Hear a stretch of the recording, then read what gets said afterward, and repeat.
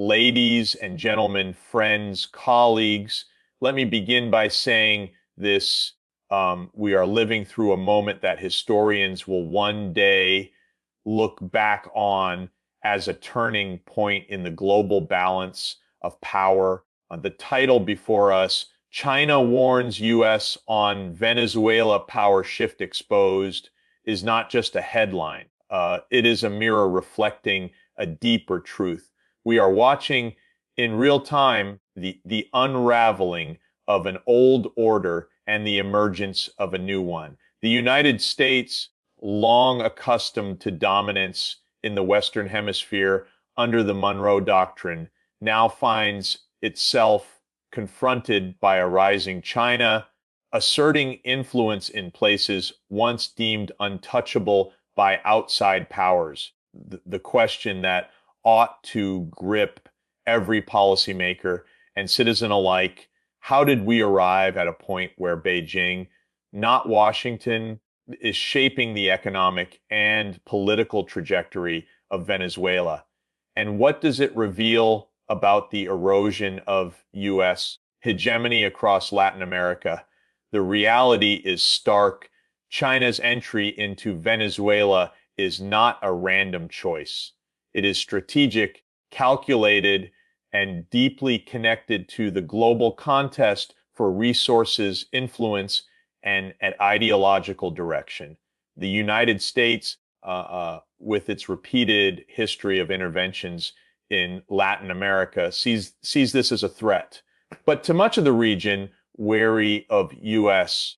overreach, China offers loans, infrastructure, and a sense of partnership rather than dominance. China's strategic entry into Venezuela is not a sudden development, nor is it an isolated maneuver. It is part of a carefully calculated long-term strategy that Beijing has pursued across Latin America, and Venezuela represents one of the clearest examples of how China leverages economic statecraft to achieve geopolitical ends. The story begins with oil. Venezuela, despite its political instability and economic collapse, possesses the world's largest proven reserves of crude oil. For a nation like China, whose economic growth depends heavily on secure access to energy resources, Venezuela is not just another partner, it is a critical node in the supply chain of the future. What is striking here is not merely China's willingness to do business with a government heavily sanctioned and politically isolated by Washington, but its ability to transform that isolation into leverage. Where the United States saw risk and chose punishment, China saw opportunity and chose investment. The scale of Beijing's engagement cannot be overstated. Over the past 2 decades, China has poured more than 60 billion into Venezuela through oil for loan agreements, infrastructure projects, and development partnerships. These loans were not simply financial transactions. They were mechanisms of influence, binding Caracas to Beijing in ways that sanctions could never unravel. Consider the symbolism. While Washington cut off Venezuela from international banking systems and blocked access to global capital markets, Chinese firms were building highways, housing projects, and even telecommunications infrastructure. The contrast is stark. One superpower chose isolation, the other chose integration. Which message resonates more with the Venezuelan people? Which path builds loyalty and trust? This dynamic reveals a larger truth about the current geopolitical moment. China is not just competing with the United States on military or technological grounds. It is rewriting the rules of diplomacy in the Western Hemisphere. Beijing's strategy is simple yet profound. Provide what Washington refuses to give. Where the U.S. imposes sanctions, China extends loans. Where Washington talks of democracy promotion through pressure, China emphasizes sovereignty and non-interference. These principles resonate deeply in a region that has endured decades of U.S. interventions, coups, and coercive policies. The emotional hook here is powerful. Latin American nations are no longer content to be treated as Washington's backyard. They are actively seeking alternatives. And China, with its deep pockets and strategic patience, is ready to provide them. In Venezuela's case, the timing could not have been more advantageous for Beijing. The collapse of the Venezuelan economy, exacerbated by hyperinflation, corruption, and mismanagement, coincided with Washington's decision to tighten sanctions. That decision, intended to bring the Maduro government to its knees, instead created a vacuum China eagerly filled. The Chinese approach was not altruistic, of course, it was transactional. In exchange for loans and investments, China secured preferential access to Venezuelan oil and commodities. Yet, in the eyes of many Venezuelans, this was far preferable to the punitive measures imposed by Washington. The perception matters as much as the reality. China appeared as a partner while the U.S. appeared as a punisher. We must pause and ask ourselves, how sustainable is this model for Washington? How long can the United States claim to lead in the region when its policies drive nations into the arms of its rivals? Venezuela is not just about oil or loans. It is about symbolism. It signals to every country in Latin America that there is another option, another superpower willing to engage without the moralizing tone or the political preconditions that so often accompany U.S. aid. This is where the hook becomes sharper. If Washington continues down its current path, Venezuela will not be the exception. It will be the precedent. The strategic depth of China's entry into Venezuela goes beyond economics. It carries military, technological, and diplomatic implications. Chinese firms have reportedly helped modernize aspects of Venezuela's defense systems and provided technology for surveillance infrastructure. This is not merely about oil rigs and highways. It is about embedding Chinese influence in the very structures of Venezuelan governance and society. In doing so, China ensures that its role is not easily unwound, even if political leadership changes. This layered approach, blending economic assistance with technological integration, makes Beijing's influence resilient in ways Washington may have underestimated. Ultimately, what we are witnessing in Venezuela is the exposure of a broader shift in global power. The fact that Beijing is willing to stand openly against Washington's sanctions regime and in fact thrive because of it demonstrates the erosion of U.S. hegemony in its own hemisphere. This is why China's entry into Venezuela is so significant. It is not just about securing resources, it is about signaling to the world that the rules of engagement are changing. The United States may still wield enormous military and financial power, but China is showing that strategic patience, coupled with targeted economic engagement, can yield influence in ways that sanctions and threats cannot. The hook here and the message we cannot ignore is this: the backyard is no longer Washington's alone. The fence has been breached, and the neighbors are listening to new voices.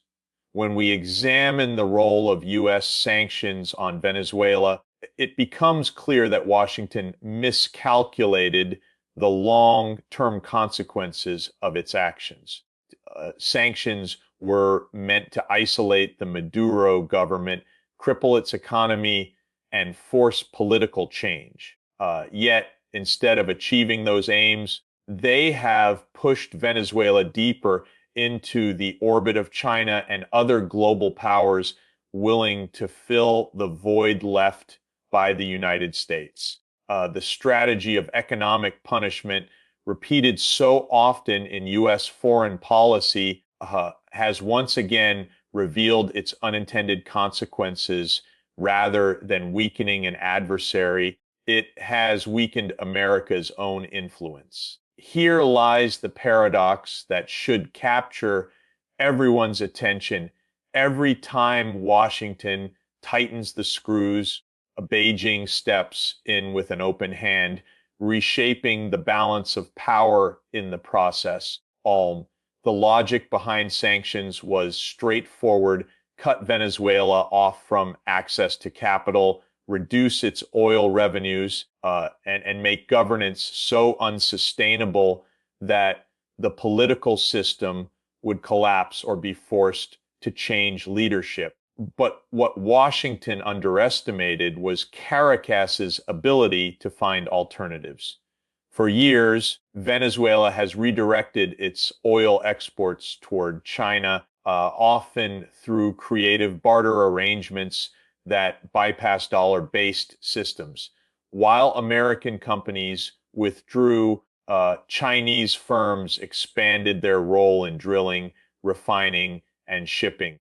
Sanctions may have hurt Venezuela's people, causing shortages, hyperinflation, and economic freefall, but they also made China indispensable to Venezuela's survival. And in geopolitics, dependence breeds loyalty.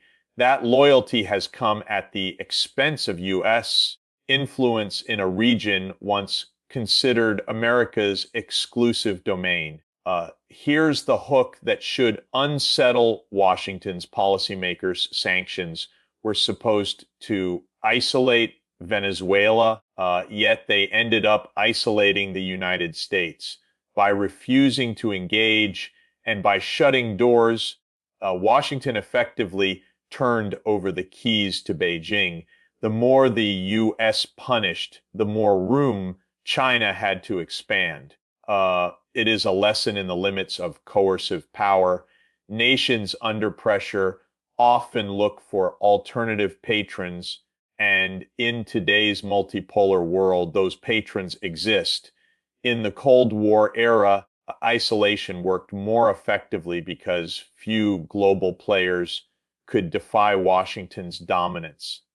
Today, with China rising as an economic superpower and Russia eager to reassert itself, sanctions rarely produce isolation. They produce substitution. For the Venezuelan leadership, this substitution was not just about economics, but survival. China offered billions in loans, often structured as oil-backed repayment agreements, which gave Caracas both immediate cash flow and a long-term buyer for its petroleum. At the same time, Chinese investments in telecommunications, housing, and infrastructure projects provided visible, tangible proof that Venezuela still had powerful allies. In contrast, U.S. sanctions delivered empty shelves, fuel shortages, and the collapse of health and education systems. Ask ordinary Venezuelans which power seemed more supportive, and their answers would reflect not ideology, but experience.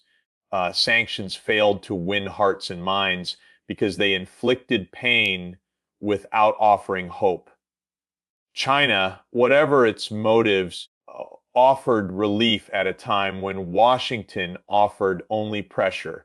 This creates a broader narrative that extends beyond Venezuela. Across Latin America, governments are watching closely. They see what happens when Washington imposes sanctions, economies crumble, populations suffer, and leaders turn to China for rescue. The unintended message is clear: defy the United States, and China will catch you when you fall. This perception, whether entirely accurate or not, reshapes political calculations across the region. Leaders who once feared U.S. Retaliation now consider that retaliation less dangerous because Beijing's safety net looks increasingly reliable. That is a profound shift in the psychology of power, one that sanctions themselves helped accelerate. Moreover, the sanctions strategy has weakened Washington's moral credibility. By imposing broad restrictions that disproportionately hurt civilians, the U.S. appears not as a champion of democracy, but as a punisher of populations. China, meanwhile, couches its engagement in the language of sovereignty and respect, claiming it does not interfere in internal affairs. For nations long weary of U.S. interventions, this language resonates powerfully. It does not matter that China's policies are also self-serving. What matters is the contrast. And the contrast could not be sharper: a punishment versus partnership, isolation versus integration, coercion versus cooperation. The real danger for Washington is not just that its sanctions failed in Venezuela, but that they have become a case study in strategic miscalculation. Policymakers in Beijing have learned to exploit these opportunities, turning U.S. economic pressure into geopolitical openings. The longer the sanctions persist, the deeper Venezuela's reliance on China becomes, and the harder it will be for Washington to reassert influence in the future. The hook, the takeaway that should ring alarm bells in Washington is that sanctions no longer carry the same weight in a world where alternatives exist.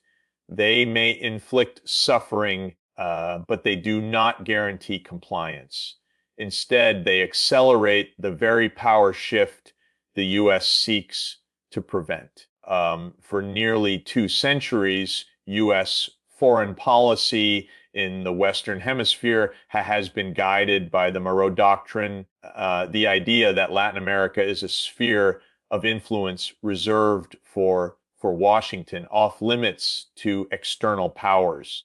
It was a declaration born in the 19th century, but enforced repeatedly in the 20th through coups, interventions, and economic dominance. Yet today, as China asserts itself in Venezuela and across the region, the very foundation of that doctrine is being called into question.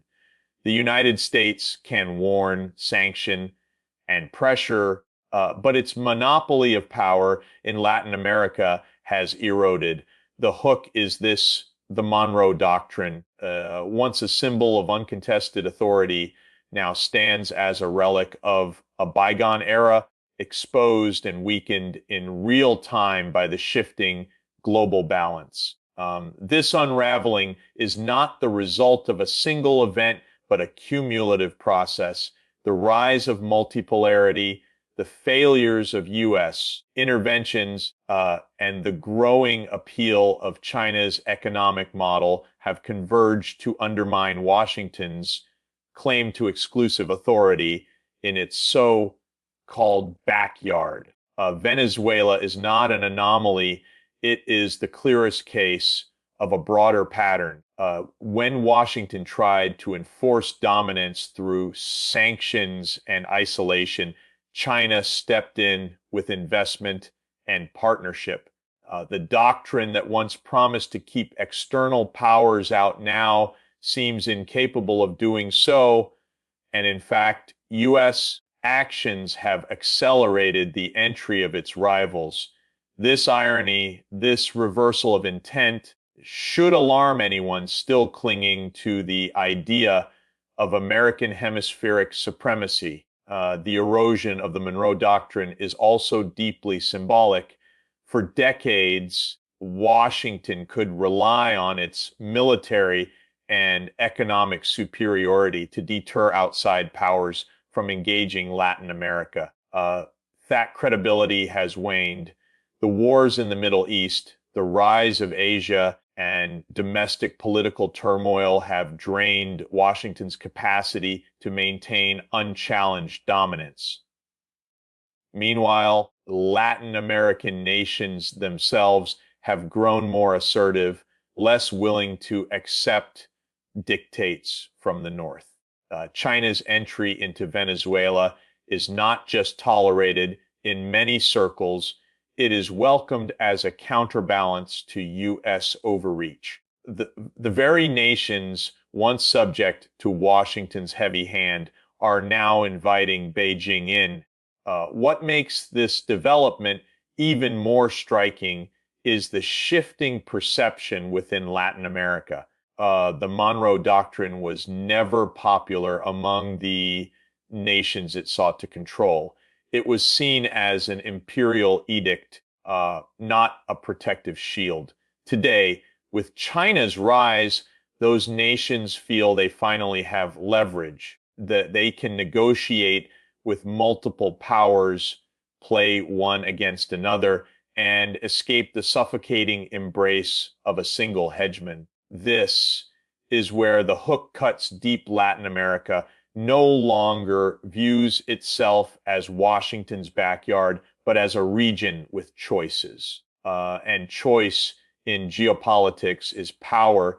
Consider the contrast between the US message and China's message. Washington insists on framing its policies in terms of threats, warning nations of what will happen if they turn to Beijing, punishing them when they resist U.S. preferences. China, by contrast, arrives with offers of infrastructure projects, trade agreements, and loans framed as partnerships. The reality of these deals may be more complex, but perception is everything. In Caracas, in Buenos Aires, in Santiago, the appeal of a new partner who does not dictate domestic policy is profound. The Monroe Doctrine's language of exclusion feels outdated when nations are seeking inclusion in a broader global order. There is also a generational shift at play. Younger leaders and populations in Latin America are less influenced by Cold War narratives and more focused on development, technology, and opportunity. They are not interested in being pawns in a geopolitical chess game. They are looking for tangible benefits that improve daily life. China's engagement, whether through 5G networks, railways, aid, or loans, speaks directly to those aspirations. The U.S., stuck in a punitive mindset, continues to speak the language of the past. And here lies the most critical hook key. History will not wait for Washington to adapt. If it clings to the Monroe Doctrine as its guiding principle, it will find itself talking to a world that has already moved on. Venezuela is thus not just about Maduro or oil or sanctions. It is about the visible collapse of a framework that defined U.S. Dominance for generations. When Beijing openly challenges Washington in Latin America and finds willing partners, the old logic of hemispheric control no longer applies. the doctrine that once closed the door on outside powers now swings wide open, and the United States lacks the leverage to shut it again. The exposure of this vulnerability is one of the clearest signs yet of a shifting international order. The world is watching, Latin America is deciding, and the Monroe Doctrine is fading into history. We are witnessing the emergence of a multipolar world, and Venezuela is one of the clearest stages where this transformation is playing out. For decades, the United States could act with the assumption that its power was unrivaled, that its decisions would dictate the course of global affairs, especially within its own hemisphere. But that assumption is crumbling. China's role in Venezuela is not an isolated incident. It is a visible marker of a broader reality in which multiple powers are competing for influence, resources, and ideological space. The hook is sharp here. The age of U.S. unipolar dominance is fading, and Venezuela is exposing just how quickly that shift is accelerating. To understand this change, we need to step back and consider the world order after the Cold War. When the Soviet Union collapsed, the United States emerged as the sole superpower. Washington believed it could shape the politics of every region, enforce economic rules, and deploy military power at will. For a time, it succeeded. But the rise of China, the resurgence of Russia, and the growing confidence of regional powers like India, Brazil, and Turkey have steadily chipped away at that unipolar moment. Venezuela, caught between U.S. sanctions and Chinese investment, has become a symbol of how power no longer flows from one center, but from many. China's engagement with Venezuela demonstrates the appeal of this multipolarity. For Venezuela's leaders, Washington's punitive measures offered no path forward. Beijing's model, however, offered loans, trade, and infrastructure development without political lectures. Russia, too, played its part, providing military assistance and oil industry expertise. These alliances showed Caracas that it did not have to surrender to U.S. pressure. It could survive and even maneuver by leaning on multiple partners. This is the heart of multipolarity, the ability of smaller nations to diversify their alliances to resist domination by one superpower by balancing relationships with several others. For Latin America as a whole, this realization is profound. The multipolar shift is not just geopolitical, but psychological. For decades, nations in the global south felt there was no alternative to USD-led systems. Now, they see options. They can join China's Belt and Road Initiative, deepen energy ties with Russia, or explore regional alliances that lessen dependence on Washington. In Venezuela's case, this has meant trading oil for Chinese loans, inviting Russian military advisors, and opening channels with Iran. Each of these steps erodes the idea that the U.S. alone defines the political and economic future of the hemisphere. The hook is this: the more Washington tries to tighten its grip, the more Caracas demonstrates that alternatives exist, and alternatives weaken the myth of American inevitability. The United States still possesses immense power. Of course, its economy, military, and cultural influence remain unmatched by any single rival. But in a multipolar world, the comparison is no longer one against one. it is one against many.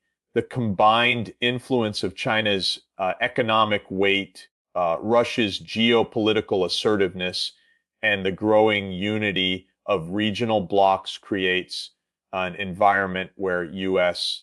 Dominance looks less permanent.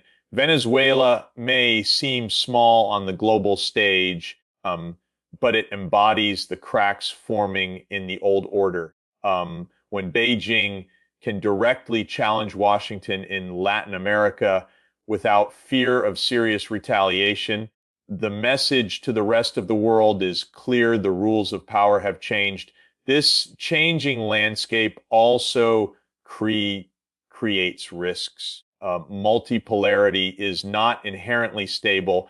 It can lead to competition and conflict as powers jockey for position. Venezuela could become a flashpoint where the rivalries of great powers play out with devastating consequences for its people.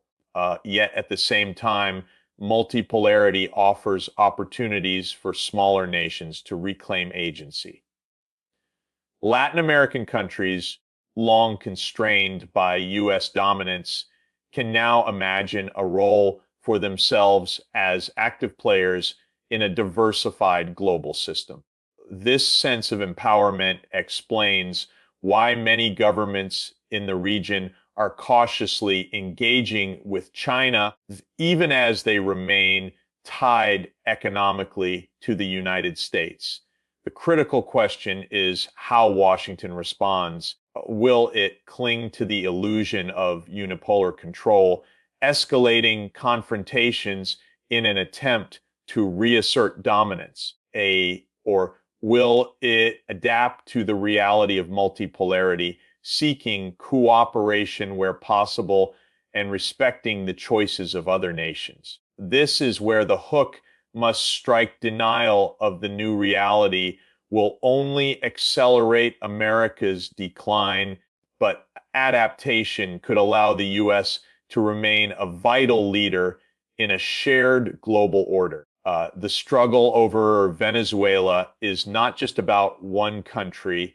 It is about whether the United States can recognize the end of its unchallenged supremacy and navigate the complex world that is now unfolding. Latin America today is in the midst of a profound recalibration, one that has been years in the making, but is now accelerating in plain view.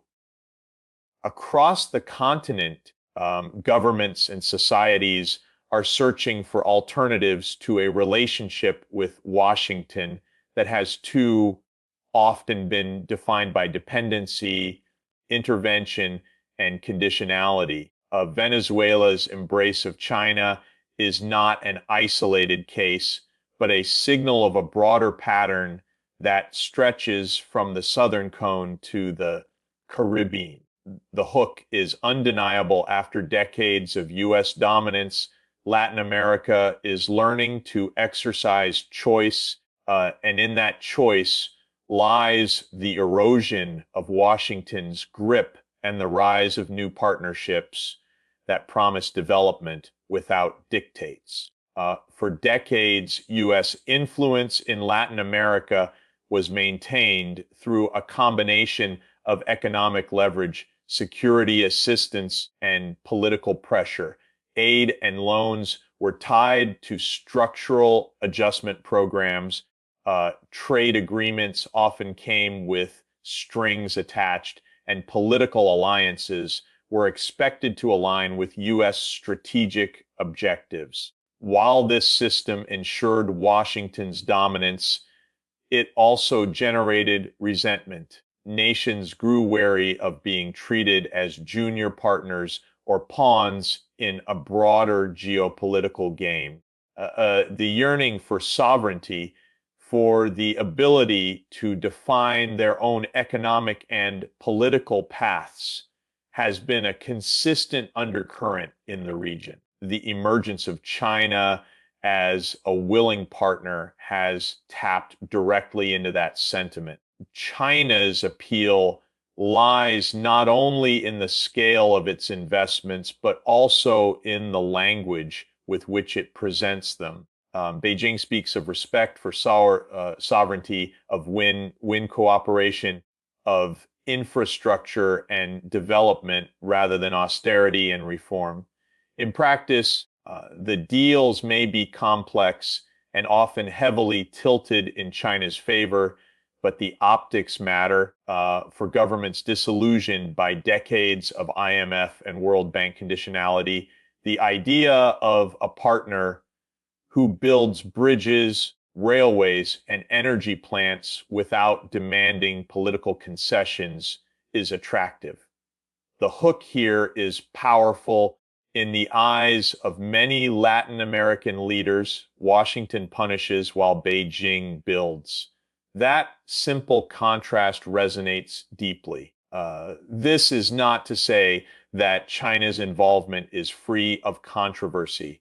Critics in the region worry about debt dependency, about the long-term control China could exercise over key industries, and about the environmental and social impacts of Chinese projects. Yet, even with these concerns, the fact remains that Latin America is actively choosing engagement with Beijing. Countries like Brazil, Argentina, Ecuador, and Chile have signed onto the Belt and Road Initiative, expanding the scope of China's influence far beyond Venezuela.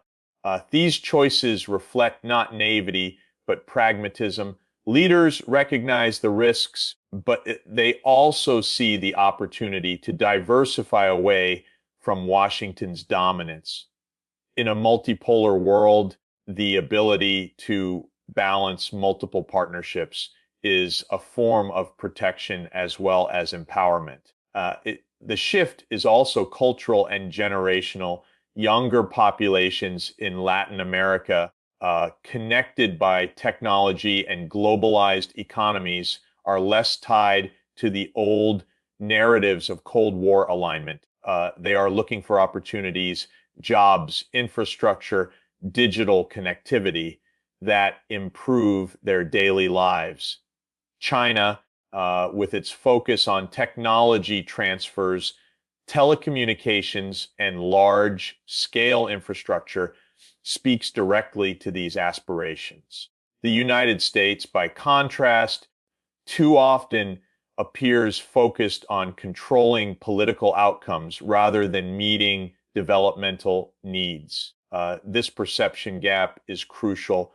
Washington still sees the region through the lens of strategic rivalry, while Latin America increasingly views itself through the lens of economic opportunity and choice. We must ask the uncomfortable question: how long can the United States cling to influence in a region where its policies no longer resonate with the priorities of the people? The sanctions on Venezuela, intended to project strength, instead alienated ordinary citizens and deepened their suffering. China's investments, while self-interested, provided tangible relief and a sense of possibility. Multiply this perception across the region, and the shift becomes clear. Nations are no longer asking what Washington demands. They are asking what Beijing offers. That inversion of perspective marks a fundamental transformation. The search for alternatives is not simply about rejecting Washington. It is about creating leverage. By engaging with China, Latin American nations can negotiate with the United States from a stronger position, forcing Washington to compete rather than dictate. This perhaps is the most important hook of all. Latin America has discovered that in a multipolar world, it no longer has to choose submission. It can bargain, diversify, and demand respect. And once that realization takes root, the old asymmetry of power becomes impossible to restore. The deepening rivalry between the United States and China has placed Venezuela at the center of a dangerous geopolitical game, one that risks echoing the proxy conflicts of the Cold War. What began as a struggle over influence in a crisis-stricken country now threatens to spiral into a broader contest across Latin America. The warning signs are already visible. Washington's continued sanctions and pressure campaigns, Beijing's expanding economic and technological presence, and the willingness of Caracas to invite external powers as protectors against U.S. hostility. The hook here is chilling. Latin America, long scarred by foreign interventions, may once again become a battleground where global powers test their strength at the expense of local populations. For the United States, Venezuela is seen through the lens of security and ideology. The persistence of the Maduro government, despite years of economic collapse and political pressure, represents a direct challenge to Washington's credibility. If Venezuela can survive and even thrive through partnerships with China, Russia, and Iran, then U.S. influence looks fragile. That perception is precisely what Washington fears, and it is what could drive policymakers toward escalating confrontations. Already, there are growing discussions in Washington about countering China in the hemisphere, language that mirrors the rhetoric of containment strategies once applied to the Soviet Union. The danger is that the logic of the Cold War, seeing every gain by a rival as a loss to oneself, returns to dominate policy in the Americas. For China, Venezuela is more than just an energy supplier. It is a symbol of defiance against U.S. dominance and proof that Beijing can project influence into Washington's backyard. Chinese loans, oil agreements, and infrastructure projects are not simply about economics. They are about demonstrating that multipolarity is real, that the United States no longer holds uncontested sway even in its own hemisphere. The symbolic value of this cannot be underestimated. Each Chinese built highway, each loan agreement, each shipment of oil reinforces the narrative that the old world order has shifted. And in this narrative, Venezuela becomes a front line in the larger struggle over the future of global power. The real risk lies in how this rivalry plays out on the ground. History tells us that when superpowers compete in third countries, it is often the people of those countries who suffer most. Venezuela, already battered by economic collapse and humanitarian crisis, cannot withstand a new wave of proxy confrontation. Yet that is precisely where the situation seems to be headed. Washington increases sanctions and pressures allies to isolate Caracas, while Beijing and Moscow strengthen their economic and military ties with the Venezuelan government. Each move invites a counter move, deepening polarization and raising the stakes. The hook here is stark. A nation desperate for stability may instead become the spark for instability across an entire region. Other Latin American nations are watching closely, and their choices will shape the trajectory of this emerging Cold War dynamic. If countries like Brazil, Mexico, and Argentina lean further toward engagement with China, Washington may respond with heightened pressure campaigns dividing the hemisphere into camps of loyalty. That division risks undermining regional cooperation, weakening institutions like the Organization of American States, and replacing diplomacy with confrontation instead of building partnerships to solve shared problems like climate change, migration, or inequality. The hemisphere could be dragged back into a struggle of alignments where every nation is judged by whether it leans toward Beijing or Washington.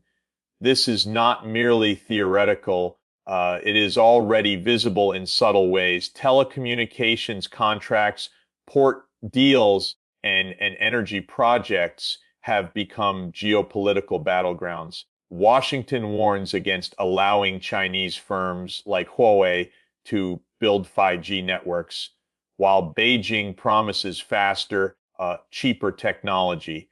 Each of these decisions becomes loaded with geopolitical meaning far beyond its immediate economic or technological benefits.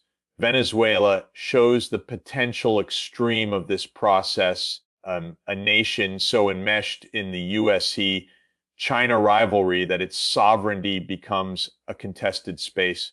The danger is that others may follow, dragged into a rivalry they did not choose but cannot escape. The question that should haunt policymakers is whether this path is inevitable. Must Latin America become an arena of great power confrontation once again, as it was during the Cold War? Or is there still room to craft a more cooperative approach that respects sovereignty while avoiding escalation? The answer will depend on whether Washington can move beyond reflexive hostility and whether Beijing can demonstrate that its engagement is not simply another form of dependency. The stakes are high, and the warning could not be clearer. If the USA-China rivalry in Venezuela hardens into a full-blown hemispheric struggle, the region risks losing decades of progress to a new cycle of division and conflict. The hook is as urgent as it is sobering. Unless restraint and cooperation prevail, Venezuela may be remembered not as a nation that redefined sovereignty, but as the place where a new Cold War in the Americas began,